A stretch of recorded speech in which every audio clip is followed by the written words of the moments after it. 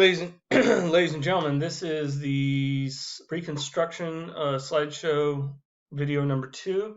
This is the last chunk of this overview for you guys. So I'm going to go ahead and start. The last section here is titled The End of Reconstruction. And it did come to an end. It only lasted about 10 to approximately 12 years, and it did come to an end. Ulysses S. Grant was elected the 18th president in 1868 with an overwhelming majority. He was a very popular politician. He was, of course, the general, the winning general, the hero of the Civil War. And he sought to continue fighting for former slaves in the South. And he was a very popular Republican president. Grant fought against the Ku Klux Klan by sending troops to the South to stop widespread violence. He also approved of an anti-Klan bill that was put forth in Congress. Because African Americans were voting in the South and voting for Republicans, such as Grant, the KKK was especially active during this time. But at the beginning of his administration, he was really set on attacking the Klan and taking them out. One important thing that happened during his presidency was that Congress had passed the 15th Amendment. This was passed by the Republicans in an effort to guarantee African Americans the right to vote. Some were being given the right to vote in some states and not in others. This basically made it the law of the land. It basically says that a state cannot deny a person the right to vote based on the color of their skin or their race. So this essentially is, black male suffrage, and the Republicans are in charge in Congress, and they're hoping that this will help them gain more control in the South by giving African Americans more power. One of the events that eventually leads to the end of Reconstruction is what was called the Panic of 1873. And when we call something a panic, we mean it's a financial panic. It means that the economic system kind of falls apart. As you can see here in this drawing from the time era, you see people are vagrants. You see people are down on their luck. It really was a time when a lot of people lost jobs. Basically, a bunch of really powerful banks made bad investments and lost and failed. And when the banking system collapsed, people start losing money, their jobs. And for the next 5 years in America kind of went through what we call a depression, not like a psychological depression, but an economic depression where there's just not a lot of money in circulation in the economy.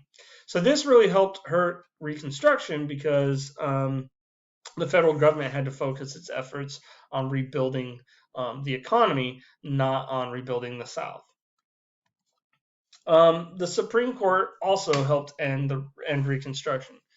One court case was called the U.S. versus Cruikshank. And in this case, what the court ruled was that the government could not punish people for violating blacks' civil rights. So when blacks were denied the right to vote or lynched or held without trial in certain southern states, the Supreme Court is basically saying the government cannot punish people for that. So if the government can't punish people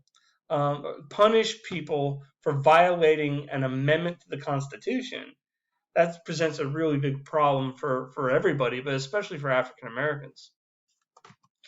There was another court case called U.S. versus Reese, and in this one, the court ruled that states could set up whatever restrictions they want to voting. This basically made it legal for states to create ways to keep blacks from voting. Sometimes it'd be a literacy test, knowing that many African Americans couldn't vote. If they couldn't prove that they could read, they could be denied the right to vote. Sometimes it was a tax they had to pay, knowing that they were poor and they couldn't pay it.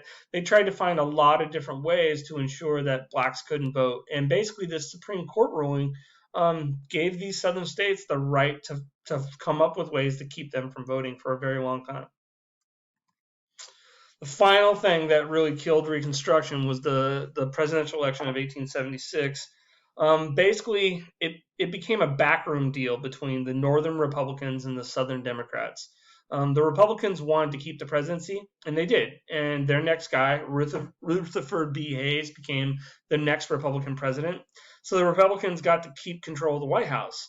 But what the South got out of this deal was the end of Reconstruction. Basically, the deal was if the North leaves the South alone and ends, their their attempt to change the South will allow you guys the presidency. And this backroom deal became known as the Compromise of 1877.